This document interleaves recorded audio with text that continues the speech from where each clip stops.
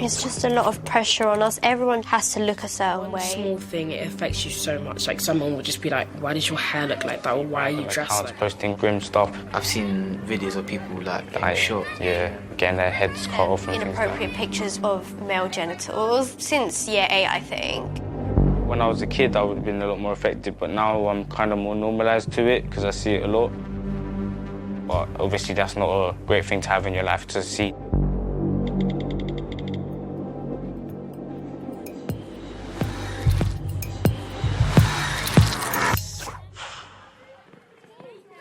The dangers of smartphones in young adolescents is that really it gives the internet unlimited access to your child.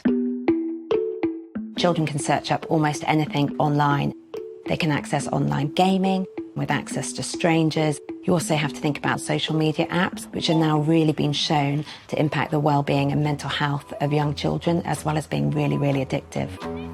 I've had a smartphone since I was 9. I had Snapchat straight away. I started using it just to talk to friends, keep up with friends.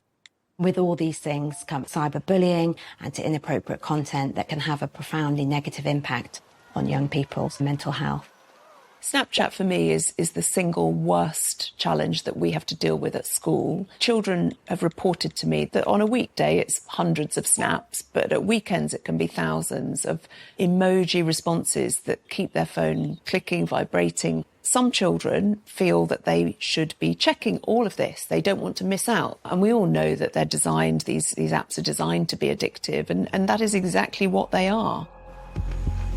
You can see something that might scare you or might not be appropriate for your age group. Yeah, and it could scar you for the rest of your life. My son's friends have been duped into giving explicit photos, and those explicit photos have been given to the whole school or the whole year.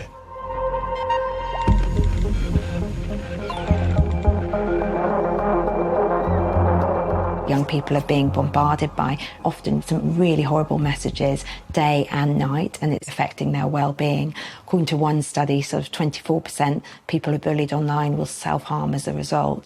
The children's understanding of what they've said, they just don't have that comprehension that you've said it on WhatsApp or you've said something on Snapchat and that's it. It's there. Someone screenshot it. Someone shared it on. It's there forever. I constantly say to children who have to spend time with me discussing their behaviour on social media, how would you feel if the person who you've made those comments about were sat in their bedroom receiving them and then decided, frankly, to take their life? And it happens. So you cannot underestimate the impact that your words have.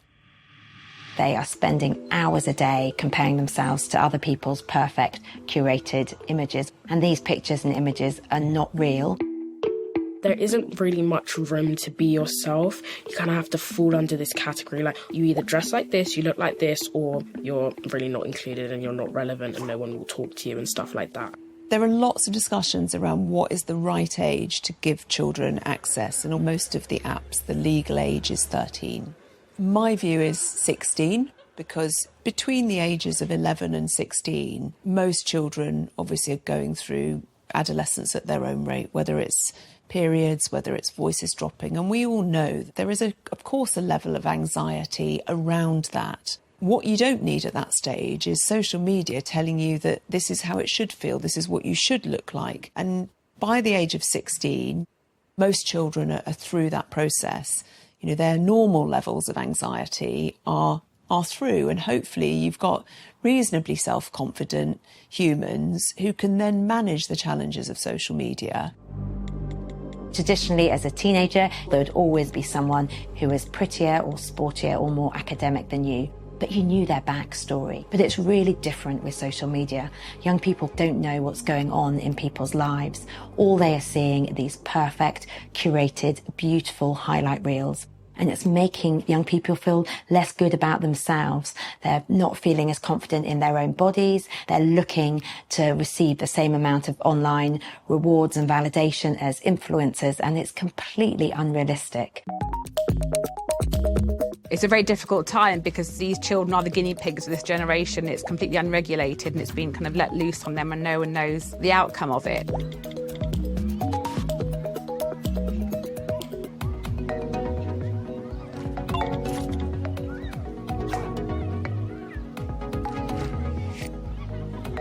We're seeing that there are actually changes in the neuronal pathways in the brain for the way adolescents' brains develops because of the dopamine reward pathways, which are really, really addictive.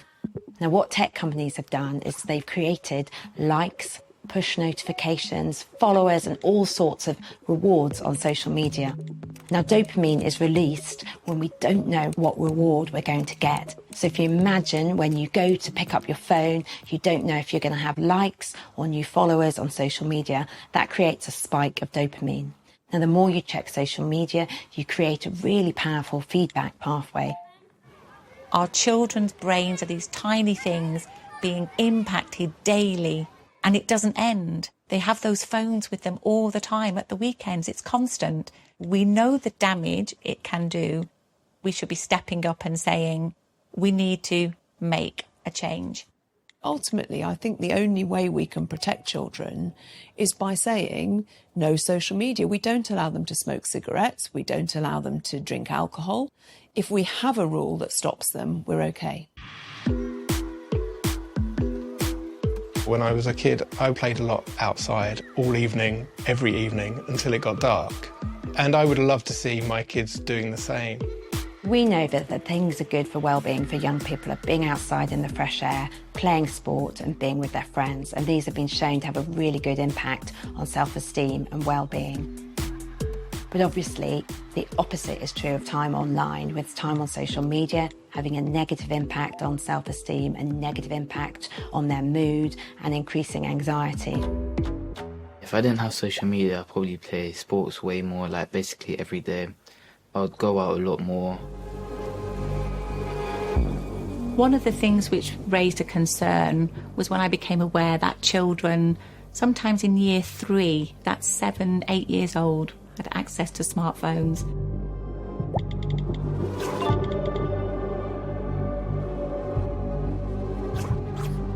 If I were to say to parents, you give your child this device, like a window to the world, walking around in their pocket, anybody, anything can work their way to your child. Your child can hear things, experience things that in a million years you would not want them to hear. I've seen like people post videos of people like getting shot, things like that. People like getting their heads cut off and things like. When I saw it, I was in year 8, and I was like, I felt weird, and like, I couldn't sleep.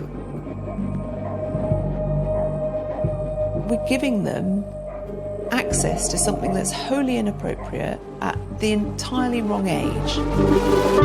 Like when you see something, especially or something like you see and you don't want to tell your parents, you get these like shivers in your arms and stuff, which makes you feel like if you want to go to bed or something, you can't sleep because you keep thinking about that.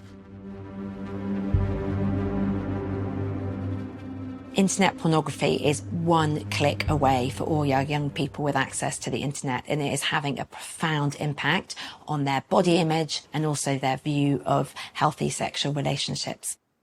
Boys all have unrealistic bodily expectations, like we're supposed to look a certain way and have our body a certain way, our waist supposed to be a certain size, and it's like, it's unrealistic.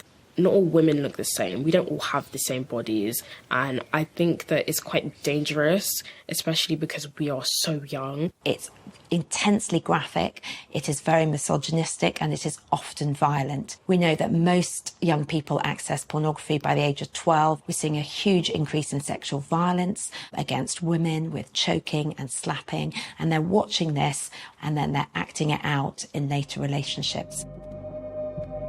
I remember speaking to a boy and he just sent me a picture of what someone was put on his story, and he was like, recreate, and I said no, and then he was like, why not, like, it's fun, we can do it, and I was like, no, and I told him I'm not comfortable with it, and there was that constant pressure of him trying to convince me, like, most boys think that that's normal because it's been normalised in our generation.